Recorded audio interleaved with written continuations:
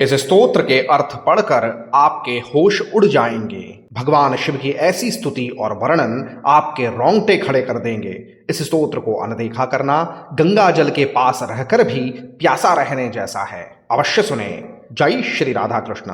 यह स्तोत्र भगवान शिव की अनंत महिमा, उनकी करुणा, ज्ञान स्वरूपता, भक्तवत्सलता, संसार से मुक्ति प्रदान करने वाली कृपा तथा मृत्यु और समस्त भय का नाश करने वाली शक्ति का गुणगान करता है। जो श्रद्धा पूर्वक इसका पाठ या श्रवण करता है वह भगवान शिव की कृपा प्राप्त कर जीवन में शांति, निर्भयता और आध्यात्मिक उन्नति प्राप्त करता है। आज अपने मन के बहकावे में मत आना। इस स्तोत्र को हर हाल में सुन लेना। माया सब पर हावी है, पर इस कलयुग में ऐसे ही स्तोत्र इसे परास्त कर सकते हैं। ऐसे रहस्यमय और दिव्य स्तोत्र हम आपके लिए लेकर आते रहते हैं, इसीलिए चैनल को सब्सक्राइब अवश्य कीजिएगा। वीडियो को अंत तक अवश्य देखें और वीडियो के अंत में हर हर महादेव कमेंट करना न भूलें। इस स्तोत्र को साझा करना भी पुण्य का कार्य है, इसीलिए अपने संबंधी जनों से इसे साझा अर्थात शेयर अवश्य करें। आइए सुनते हैं श्री नमः शिवाष्टकम। ओम श्री नमः शिवाष्टकम। आद्याय सर्वजगताम् अखिलेष्टदाय नित्याय निर्जितसुरासुरवैभवाय कुन्देन्दुगौरवपुषे कुसुमास्त्रहन्त्रे देवाय भक्तवरदाय नमः शिवाय।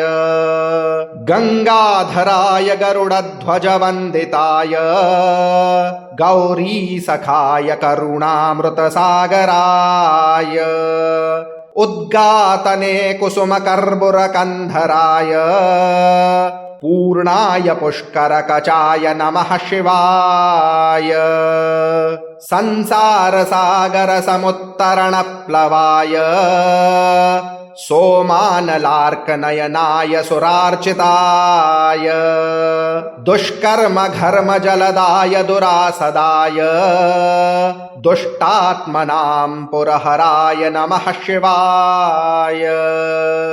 वेदाय वेदनिलयाय विदाम्बराय विज्ञानमात्रवपुषे विविधात्मकाय यज्ञान्तकाय यजताम भयप्रदाय यज्ञार्चिताय गिरिशाय नमः शिवाय।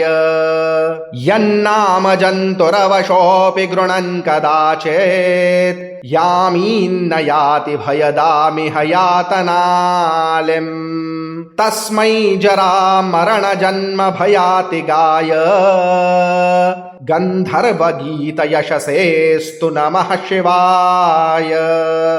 नान्तं च मध्यमथवादिमजः स चाहम् विष्णुस्तथैव यमितेन्द्रियचेतसोऽपि जानन्ति सन्मुनिवराश्च तथा मरेशाः गन्धर्वगीतयशसेस्तु नमः शिवाय।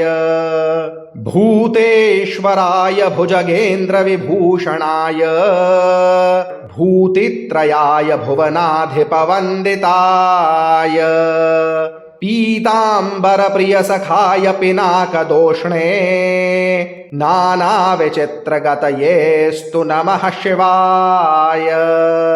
रुद्राय भद्रचरिताय महोक्षगाय शूलाभयानि मृगचर्मपराङ्कुशाय पादानतार्तिदलनाय पलाशिहन्त्रे मृत्युञ्जयाय विजयाय नमः शिवाय।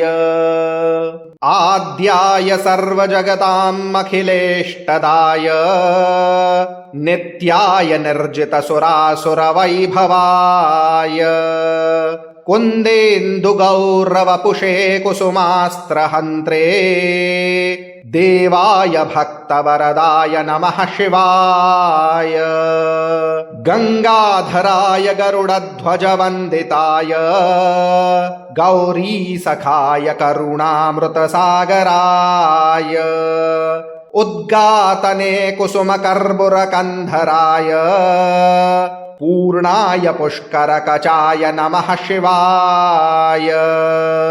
संसारसागरसमुत्तरणप्लवाय सोमानलार्कनयनाय सुरार्चिताय दुष्कर्मघर्मजलदाय दुरासदाय दुष्टात्मनां पुरहराय नमः शिवाय वेदाय वेदनिलयाय विदाम्बराय विज्ञानमात्रवपुषे विविधात्मकाय यज्ञान्तकाय यजताम भयप्रदाय यज्ञार्चिताय गिरिशाय नमः शिवाय यन्नाम जन्तुरवशोऽपि गृणन् कदाचित् यामीन्न याति भयदामिह यातनालिम् तस्मै जरा मरण जन्म भयातिगाय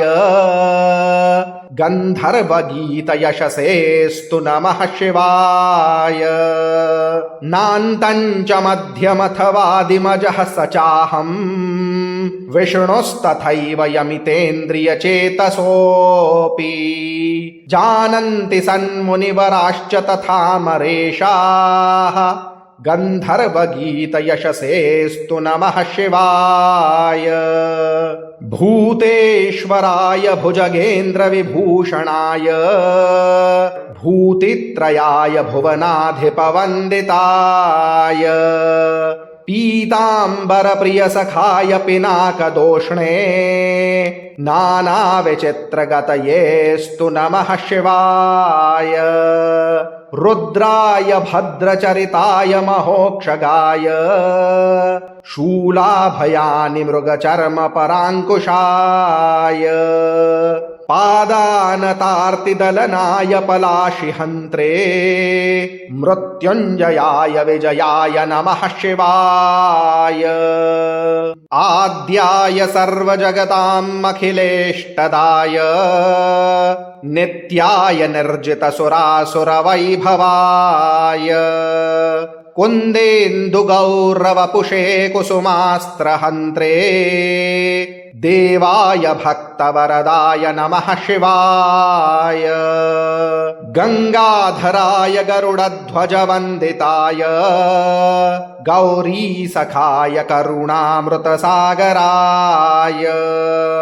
उद्गातने कुसुमकर्बुरकन्धराय पूर्णाय पुष्करकचाय नमः शिवाय संसारसागरसमुत्तरणप्लवाय सोमानलार्कनयनाय सुरार्चिताय दुष्कर्मघर्मजलदाय दुरासदाय दुष्टात्मनां पुरहराय नमः शिवाय वेदाय वेदनिलयाय विदाम्बराय विज्ञानमात्रवपुषे विविधात्मकाय यज्ञान्तकाय यजताम भयप्रदाय यज्ञार्चिताय गिरिशाय नमः शिवाय यन्नाम जन्तुरवशोऽपि गृणन् कदाचित् यामीन्न याति भयदामिह यातनालिम्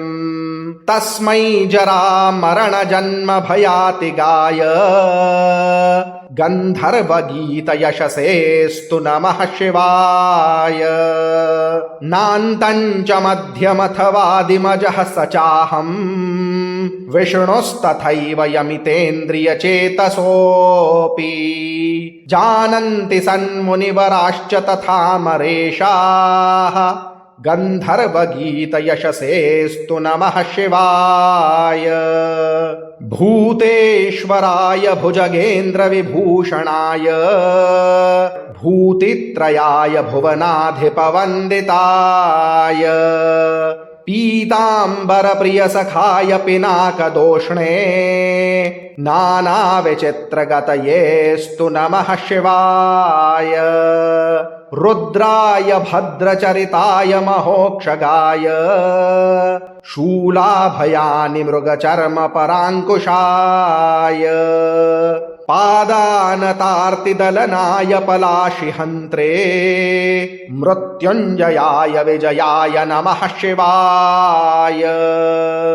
ॐ श्री नमः शिवाष्टकम्।